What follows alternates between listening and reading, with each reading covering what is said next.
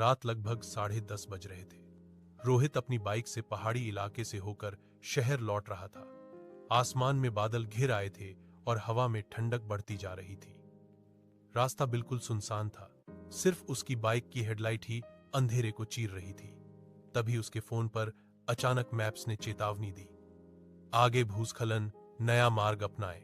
रोहित ने सोचा, ठीक है, छोटा रास्ता ही तो है, और बाइक को वैकल्पिक पथ पर मोड़ दिया। लेकिन जल्द ही उसे एहसास हो गया कि यह कोई साधारण रास्ता नहीं था।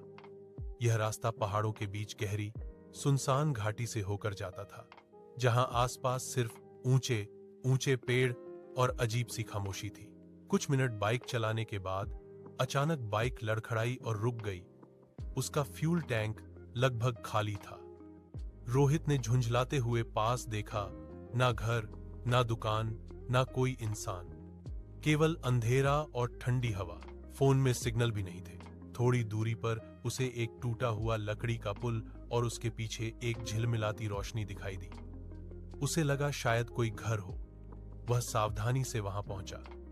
रोशनी एक पुरानी जर्जर हवेली से आ रही थी। हवेली का दरवाजा आधा टूटा हुआ और बाहर की दीवारों पर सूखी लताएं चढ़ी थीं। डरते हुए उसने दरवाजा खटखटाया। कुछ सेकंड बाद एक महिला बाहर आई।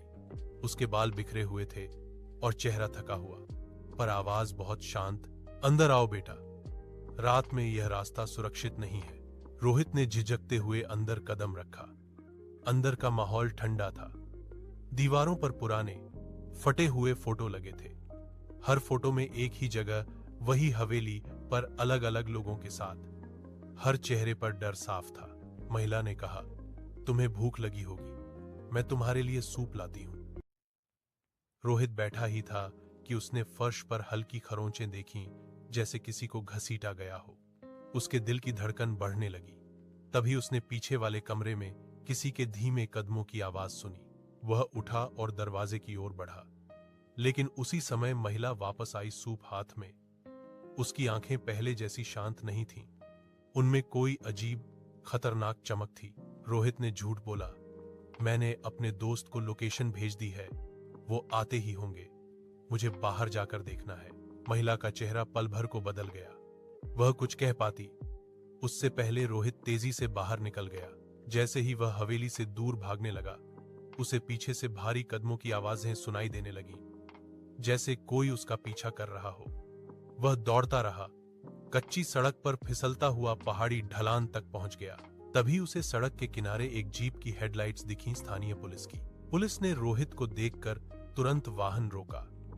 हांफते हुए रोहित ने पूरी बात बता दी। पुलिस तुरंत हवेली की ओर गई। कुछ देर में पुलिस लौट आई। उन्होंने बताया, यह हवेली 2 कुख्यात अपराधियों का अड्डा है। यह लोग रात के समय राहगीरों को फंसाकर लूटते और मार डालते थे। कई शिकायतें मिली थीं, पर कोई जीवित वापस नहीं लौटा था आज तक। रोहित की आंखों में डर और राहत दोनों थे। पुलिस ने अपराधियों को पकड़ लिया। रोहित ने गहरी सांस ली। रात के सन्नाटे में उसे एक बात समझ में आ गई, कुछ रास्ते भले ही छोटे लगे, जीवन को लंबा नहीं रहने देते। उसने कसम खाई कि वह अब कभी भी रात में अनजाने रास्तों पर सफर नहीं करेगा।